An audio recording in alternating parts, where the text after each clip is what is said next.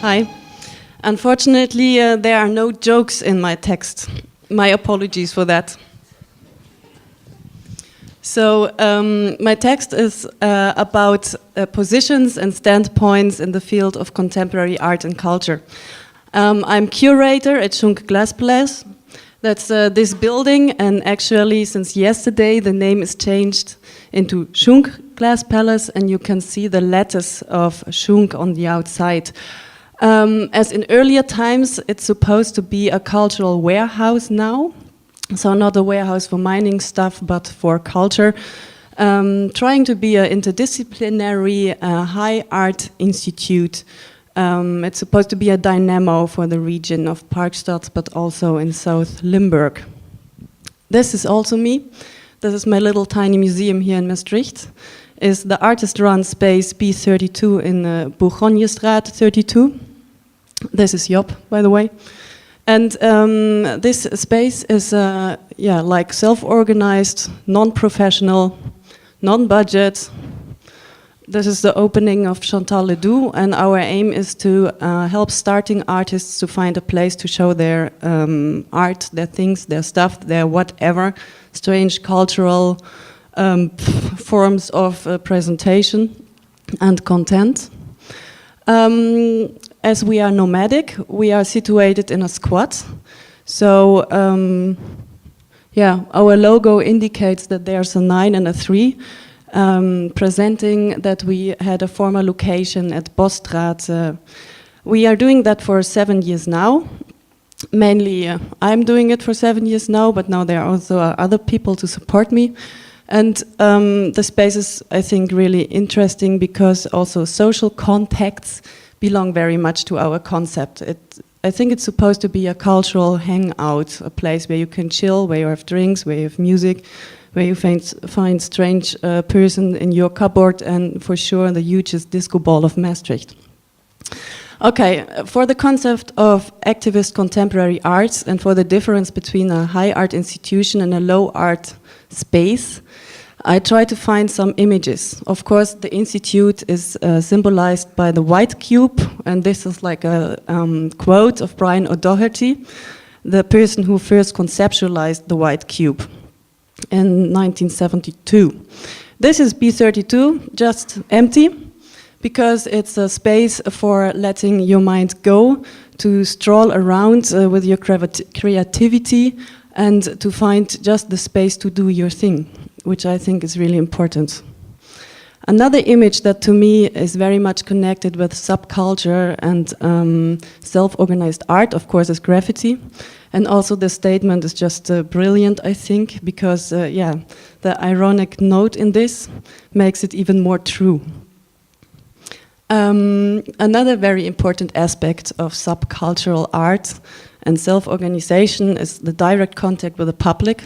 So as you can see here with Fab Five Freddy, the longing for a direct confrontation is essential.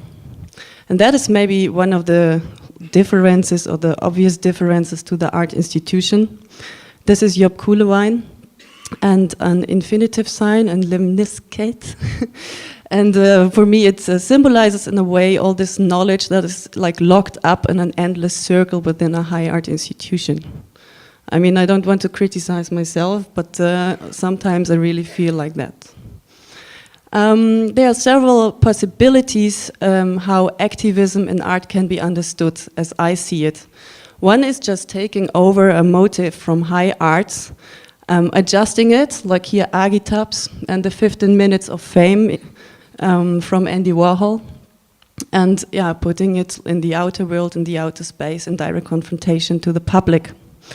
Another one is choosing a motive and a technique like abstraction, putting it on the train. And the third one is doing high art, but using contents that are in a way activistic of provocating. That's Kati Heck's Proletenstammtisch.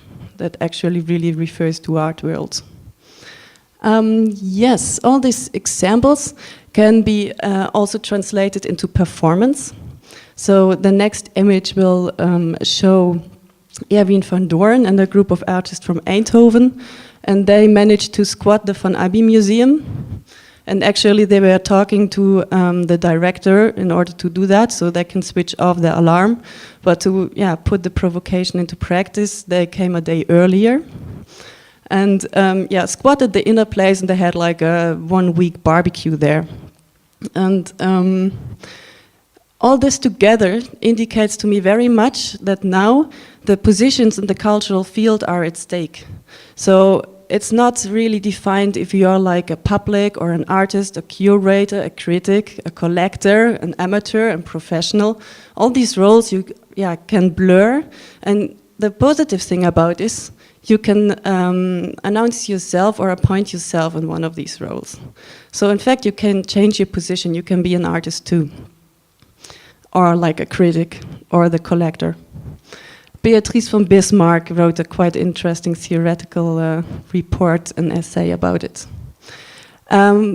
What is important then? To me, it's an attitude. It's a certain attitude towards art that makes art so relevant that you really like to tattoo it on your own body, because the content says something.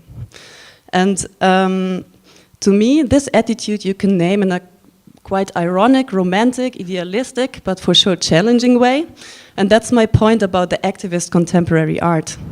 And as this quote shows, to me it's like very important to link ideas, people, spaces, to question established structures, and to cross boundaries. And this kind of balancing act, as you can see here, goes together with the term of the activist contemporary art. So I hope that will inspire you also to take this position and to make possible that we find and counter artworks that you really want to tattoo on your body. Thank you.